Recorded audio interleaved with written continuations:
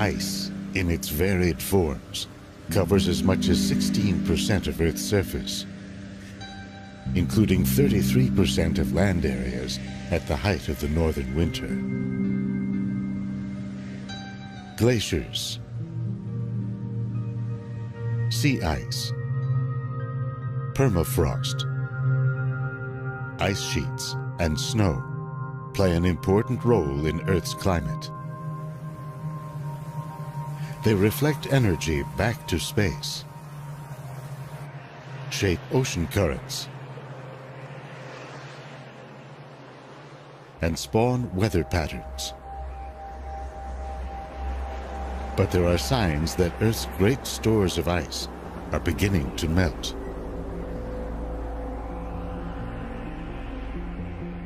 To find out where Earth might be headed, scientists are drilling down into the ice and scouring ancient seabeds for evidence of past climate change.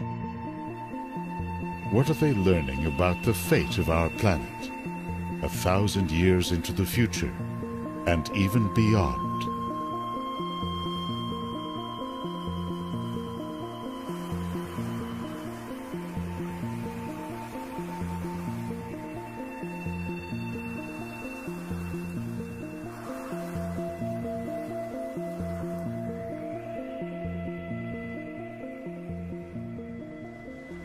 30,000 years ago, Earth began a relentless descent into winter.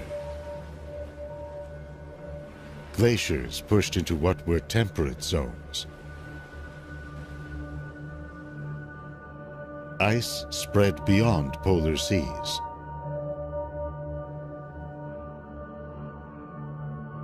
New layers of ice accumulated on the vast frozen plateau of Greenland.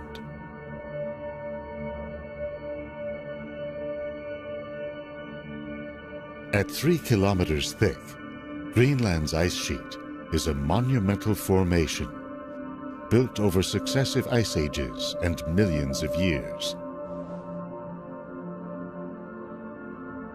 It's so heavy that it has pushed much of the island down below sea level. And yet today, scientists have begun to wonder how resilient this ice sheet really is.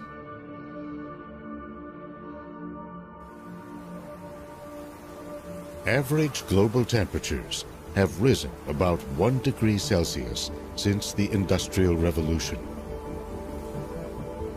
They could go up another degree by the end of this century.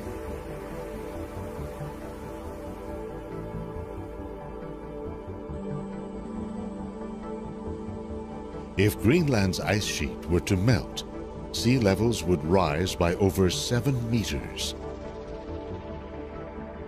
That would destroy or threaten the homes and livelihoods of up to 1/4 of the world's population.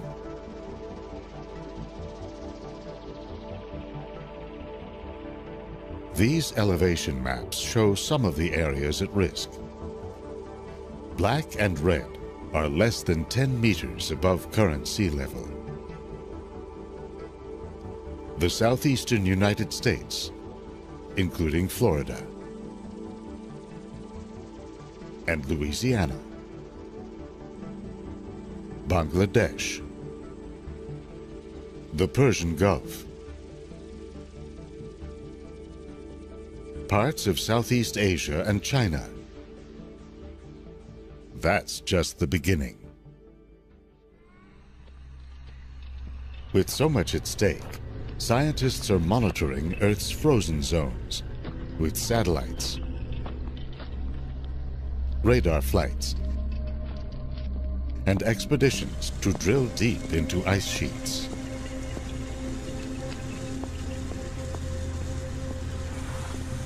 And they're reconstructing past climates, looking for clues to where Earth might now be headed. Not just centuries, but thousands of years in the future. Periods of melting and freezing, it turns out, are central events in our planet's history.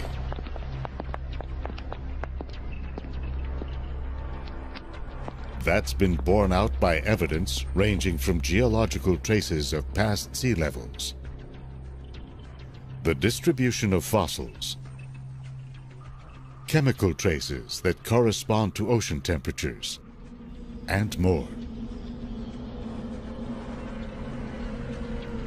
Going back over 2 billion years, Earth has experienced 5 major glacial or ice ages. The first, called the Huronian, has been linked to the rise of photosynthesis in primitive organisms. They began to take in carbon dioxide, an important greenhouse gas. That decreased the amount of solar energy trapped by the atmosphere, sending Earth into a deep freeze.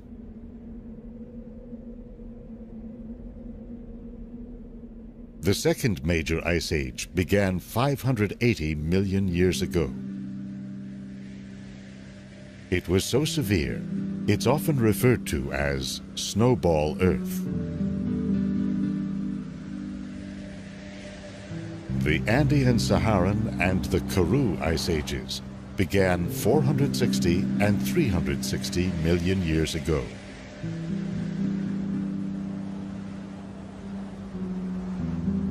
Finally, there's the Quaternary, from 2.6 million years ago to the present. Periods of cooling and warming have been spurred by a range of interlocking factors. Volcanic events, the evolution of plants and animals, patterns of ocean circulation, the movement of continents. The world as we know it was beginning to take shape in the period from 90 to 50 million years ago. The continents were moving toward their present positions. The Americas separated from Europe and Africa. India headed toward a merger with Asia. The world was getting warmer. Temperatures spiked roughly 55 million years ago, going up about 5 degrees Celsius in just a few thousand years. CO2 levels rose to about 1,000 parts per million, compared to 280 in pre-industrial times and 390 today. But the stage was set for a major cool down.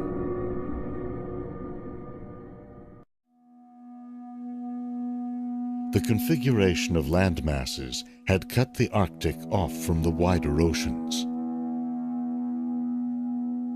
That allowed a layer of fresh water to settle over it,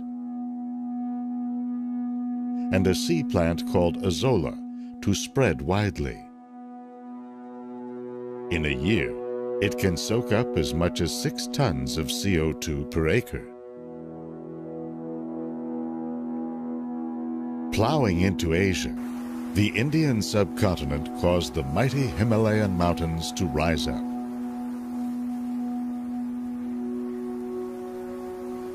In a process called weathering, rainfall interacting with exposed rock began to draw more CO2 from the atmosphere, washing it into the sea.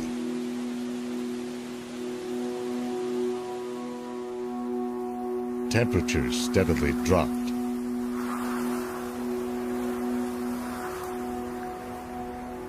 By around 33 million years ago, South America had separated from Antarctica. Currents swirling around the continent isolated it from warm waters to the north.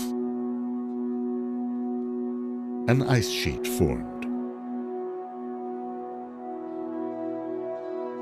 In time, with temperatures and CO2 levels continuing to fall, the door was open for a more subtle climate driver.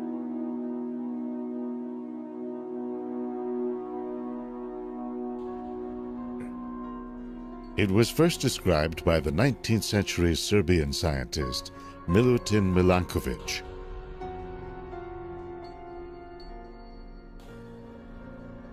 He saw that periodic variations in Earth's rotational motion altered the amount of solar radiation striking the poles. In combination, every 100,000 years or so, these variations have sent Earth into a period of cool temperatures and spreading ice. Each glacial period was followed by an interglacial period in which temperatures rose and the ice retreated.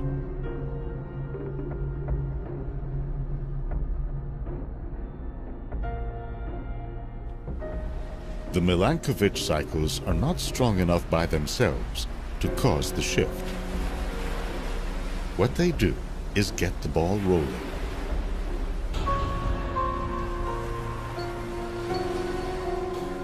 A decrease in solar energy hitting the Arctic allows sea ice to form in winter and remain over summer.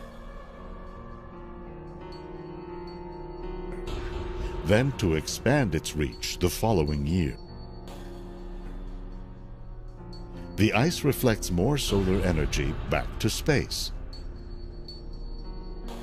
A colder ocean stores more CO2, which further dampens the greenhouse effect.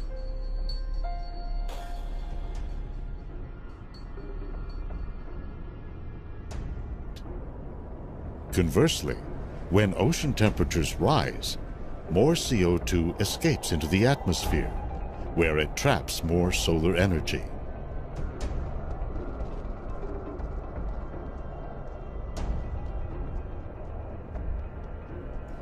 With so many factors at play, each swing of the climate pendulum has produced its own unique conditions. Take, for example, the last interglacial, known as the Eemian, from 130 to 115,000 years ago. This happened at a time when CO2 was at pre-industrial levels, and global temperatures had risen only modestly.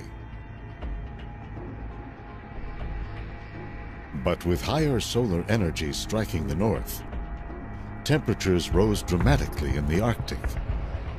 The effect was amplified by the lower reflectivity of ice-free seas and spreading northern forests.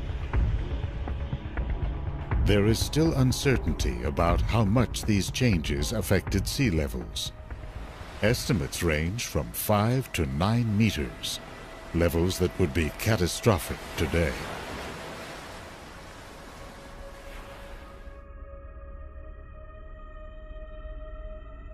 That's one reason scientists today are intensively monitoring Earth's frozen zones, including the ice sheet that covers Greenland.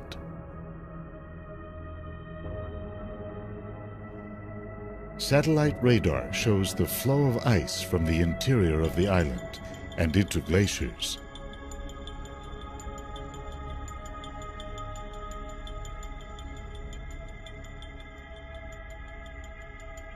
In the eastern part of the island, glaciers push slowly through complex coastal terrain.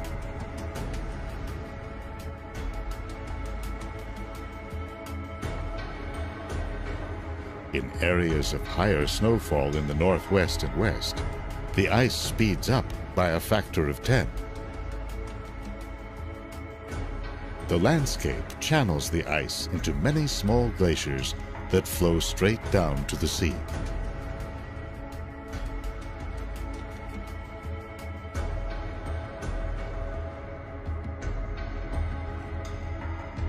In the distant past, the center of the island may have been drained by a giant canyon recently discovered. Scientists found that it's 550 kilometers long and up to 800 meters deep. It leads from Greenland's interior to one of today's most volatile glaciers. This is the Petermann Glacier in northwest Greenland. Amid unusually warm summer temperatures in 2012, satellites tracked a giant iceberg as it broke off and moved down the glacier's outlet channel. At about 31 square kilometers, this island of ice stayed together as it floated along. After 2 months, it finally began to fragment.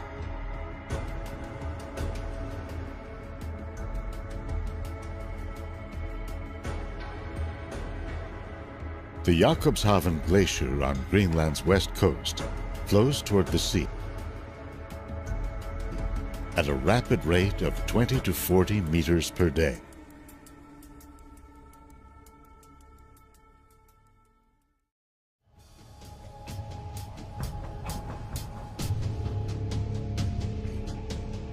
At the ice front, where the glacier meets the sea, Jakobshavn has been retreating as it dumps more and more ice into the ocean.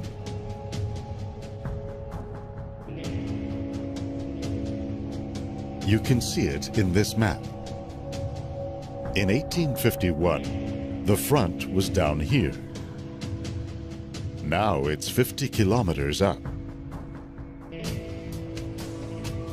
One reason, scientists say, is that water seeping down into its base is acting like a lubricant.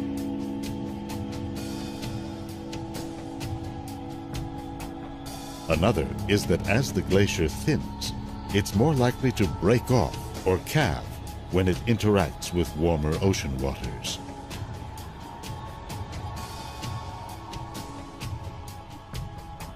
Scientists are tracking the overall rate of ice loss with the GRACE satellite.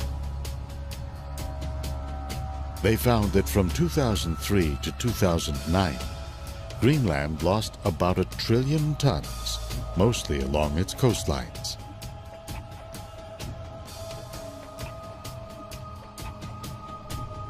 This number mirrors ice loss in the Arctic as a whole.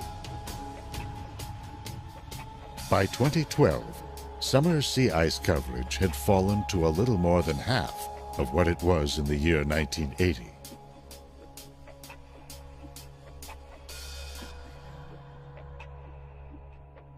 While the ice rebounded in 2013, the coverage was still well below the average of the last 3 decades. Analyzing global data from GRACE, one study reports that Earth lost about 4,000 cubic kilometers of ice in the decade leading up to 2012.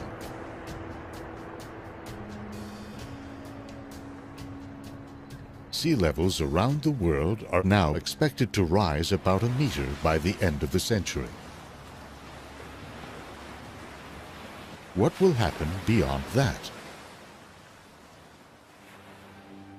To gauge the resilience of Greenland's great ice sheet, scientists mounted one of the most intensive glacial drilling projects to date, the North Greenland Eemian Ice Drilling Project, or NEAM.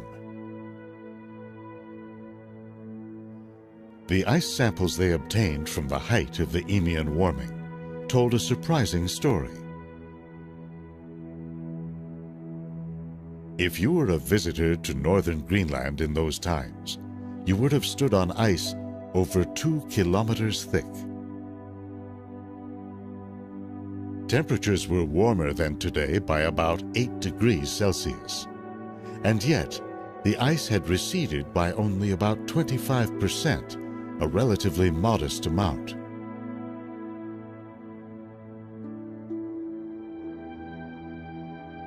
This has shifted the focus to Earth's other much larger ice sheet, on the continent of Antarctica. Antarctica contains 90% of all the ice and 70% of all the fresh water on the Earth. Scientists are asking, how dynamic are its ice sheets? How sensitive are they to melting? Data from GRACE and other satellites shows that this frozen continent overall has lately been losing as much ice as it gains.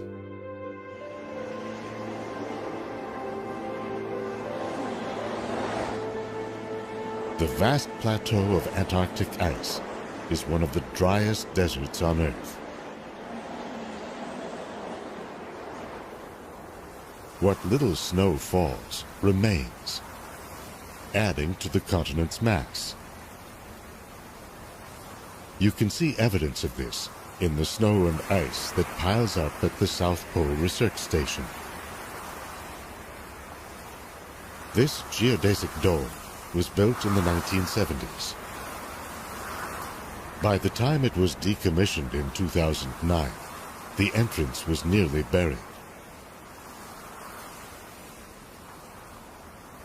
With a thickness of up to 4 kilometers, the ice on which this outpost sits will not melt easily. That's true in part because of the landmass below it, captured in an extraordinary radar image. The eastern part of the continent, the far side of the image, is a stable foundation of continental crust. In contrast, the western side dips as much as 2,500 meters below present-day sea level. Along the Amundsen seacoast, the ice is disappearing at an accelerating rate. Inland ice streams are moving toward the ocean at least 100 meters per year. They end up in floating ice shelves that extend hundreds of miles into the ocean.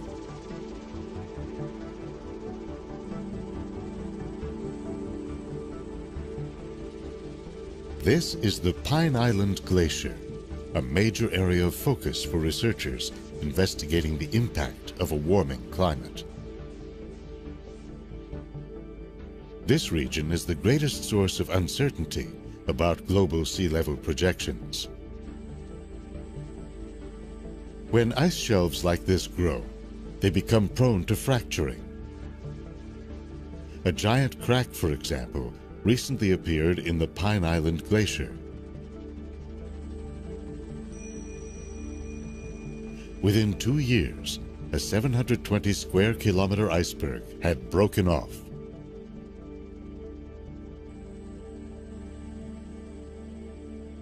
But the scientists are more concerned about what's happening below the surface.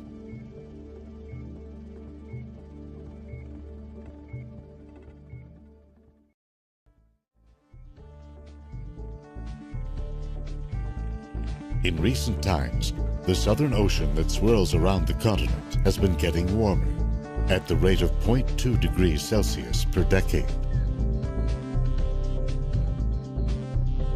That has affected ice shelves like Pine Island by melting them from below.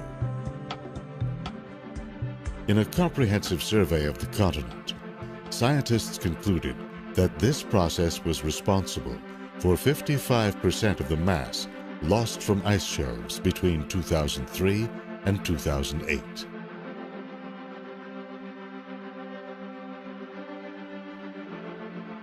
It's also been blamed for one of the more puzzling twists in the story of climate change: the spread of sea ice all around Antarctica.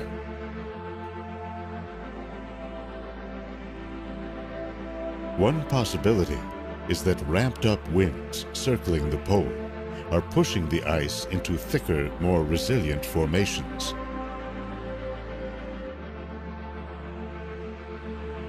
Another is that the melting of ice shelves has spread a layer of cold, fresh water over coastal seas, which readily freezes.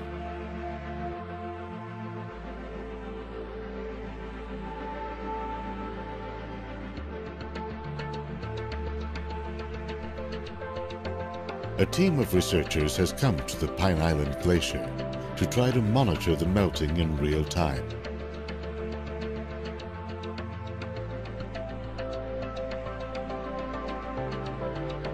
After 5 years of preparation, They drilled through 500 meters of ice to begin measuring ice volume, temperature, salinity, and flow.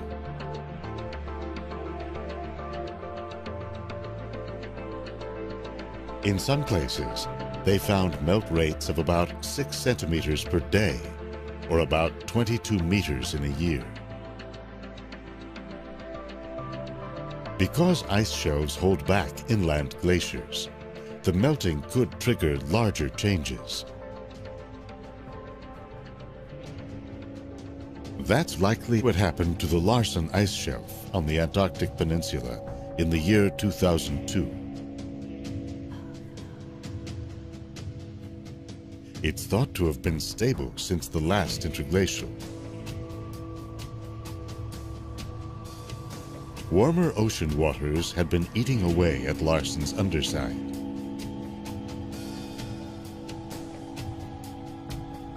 By early February of 2002, the shelf began to splinter into countless small icebergs. By March 7th, when this picture was taken, it had completely collapsed, forming a vast slush that drifted out to sea.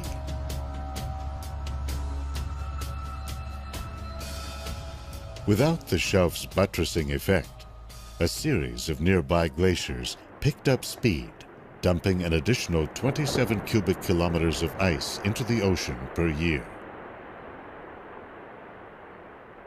Evidence from the last interglacial, the Eemian, brings an ominous warning of what could lie ahead.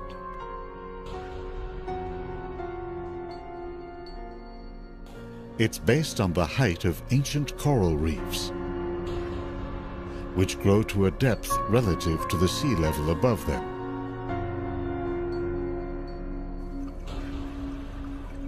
Based on reefs along the Australian coast, a recent study published in the journal Nature showed that sea levels remained stable for most of the Eemian, at 3 to 4 meters above those of today.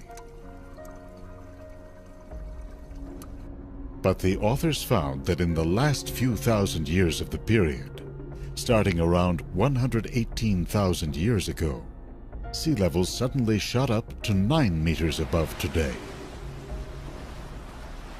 The authors concluded, in their words, that a critical ice sheet stability threshold was crossed, resulting in the catastrophic collapse of polar ice sheets.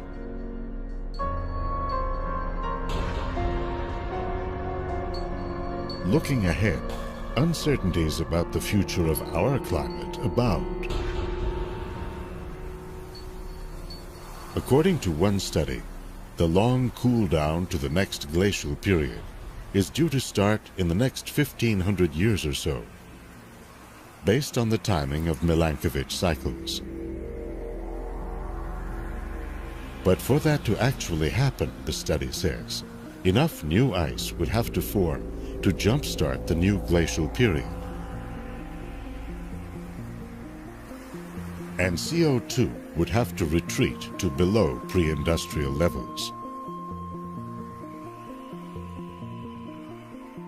Instead, it appears that a warming climate is becoming a fact of life.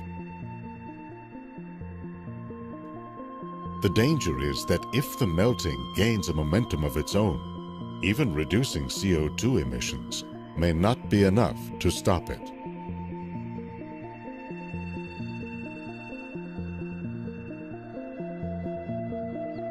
The still unfolding story of Earth's past tells us about the mechanisms that can shape our climate. But it's the unique conditions of our time that will determine sea levels, ice coverage, and temperatures.